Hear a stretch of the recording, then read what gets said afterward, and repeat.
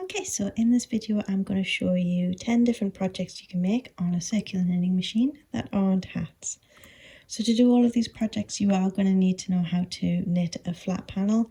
So I do have a tutorial on my channel on how to knit a flat panel, and we go through the mechanics of the machine and also the process of knitting the flat panel. So if you haven't watched that video, pause this one, go watch that and then come back. If you do know how to knit a flat panel, then let's jump straight into project 1, which is this cute little teddy bear. So to make this on the Sentro knitting machine, we're going to want to knit a square. This is probably you're going to need to cast on about 28 needles and knit about 40 rows, depending on the yarn you're using. And then this is just a video that I found on Pinterest. I will link it down below if you want to watch it a couple of times just to see how the teddy bear comes together.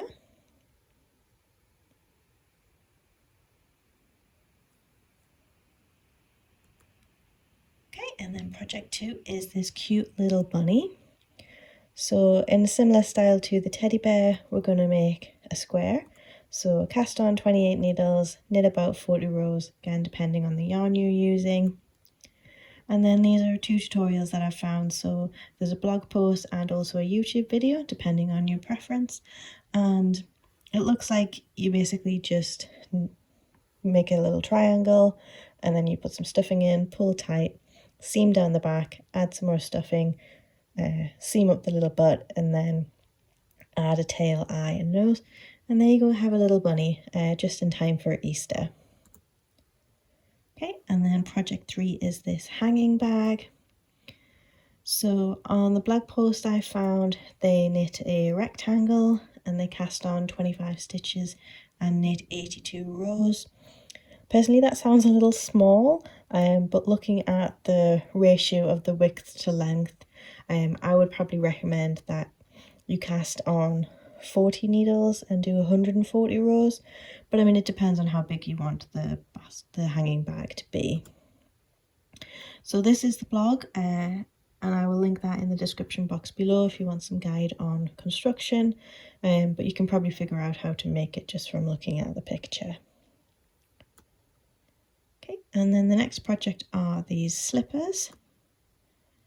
And as we're moving into wearables, this is when we start doing custom measurements rather than me telling you specific sizes. So you're going to want to cast on enough stitches to go around the circumference of your foot. And then you're going to want to knit to the length of your foot. So get yourself a tape measure out, measure the length of your foot, and then as you're knitting your project, keep measuring your project and seeing how long it is rather than trying to get a specific row length. You want to go to a measurement instead. And I would recommend casting on this way so that the edges are the heel and the toe, because those are the edges that you're going to be doing seaming, and it's just easier if you've already got the live stitches. So here are 2 wonderful YouTube tutorials on how you can make slippers from squares and rectangles. I will link both of these in the description, and they both do it a slightly different way and give you a slightly different look. So this top video is quite long, but if you skip to 18 minutes in, that's when they start the assembly. And same for this bottom one, skip to about 1 minute 30 for the assembly part. I will probably make some of these, to be honest, but I would suggest adding some of these non-slip soles. So these are some suede ones that I've seen on Etsy, but I also think maybe you could make some felted ones. So anyone who watched my last video seen that I got this fisherman's wool, which I was going to use to make a cardigan, but I hate it, so I might make some slippers. And then I might also try making some little ovals and felting them to make some non-slip soles. If you'd be interested in seeing that, leave me a comment down below. Okay, and then project 5 is this wrap top. So how we would make this is it's basically just a really long scarf. So you're going to want to knit a rectangle. Personally, I would probably cast on all needles, but I am on the larger side, so you might not need all needles, but it's a good starting point. And then again, you're going to want to have as many rows as your measurement requires. So grab your tape measure, wrap it around yourself, following the path that the wrap's going to take to see how long you need it to be, and then just keep measuring your project as you're knitting it up. I think an issue that you might have on this project is with rolling. So a solution for that is you could try my no rolling easy striped pattern. So I'll link that video in the description below, but you could also try adding a nice crocheted edge to stop any rolling. And as for construction, this is a Palander Patterns, but I found this blog post that had some really good pictures on how you would construct this, so I will link both of those down below. Okay, and then project 6 is this cropped summer cardigan, so just in time for the summer.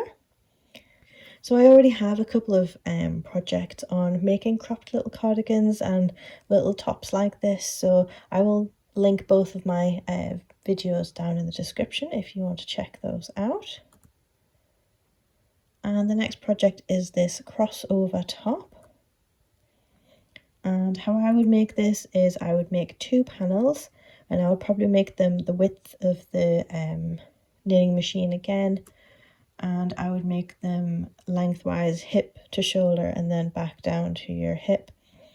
And construction wise, you would want to seam up the back seam going from the hip to your shoulder measurement, and then you're going to want to fold this in half, crossing them over at the front, and then seaming them up as the graphic shown on the screen.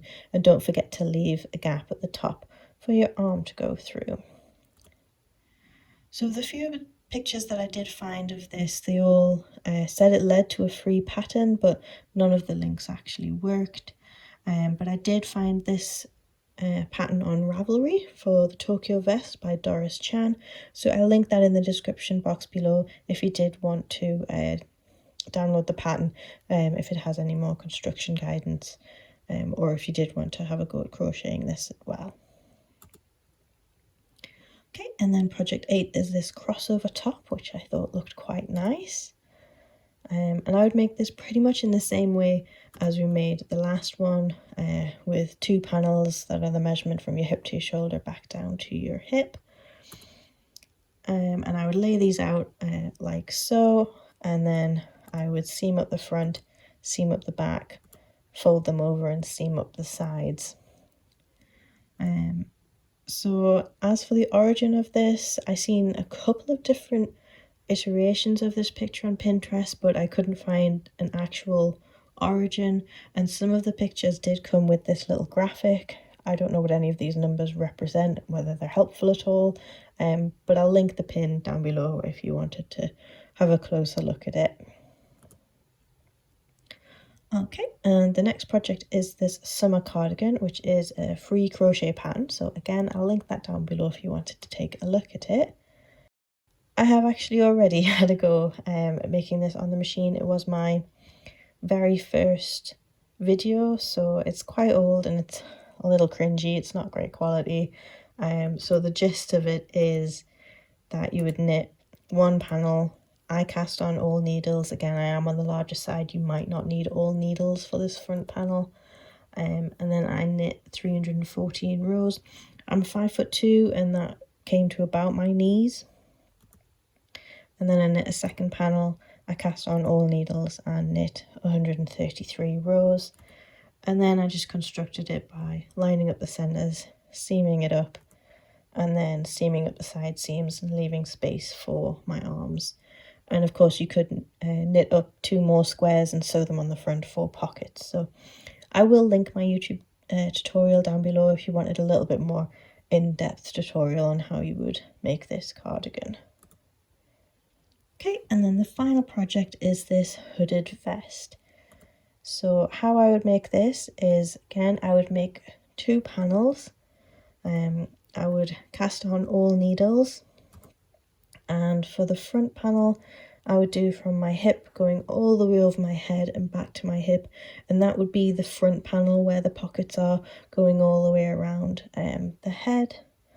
And then the second panel I would have as the back panel, and I would have that be going from my hip up to my head, and then I would fold it in half and seam up the top to be the top of the hood, and then seam up the sides, leaving space for my arm. This is the blog where I got the idea from. Again, it is a crochet pattern and it is free, but there are some other wonderful pictures of the project on there if you wanted to go and take a look at them. Okay, so there were 10 projects that you can make on the Sentro knitting machine that are not hats. Do you think you'll give any of these a go? Let me know in the comments down below, and also let me know if you would like to see me make a pair of slippers. Otherwise, have a nice day, and I will see you in the next one.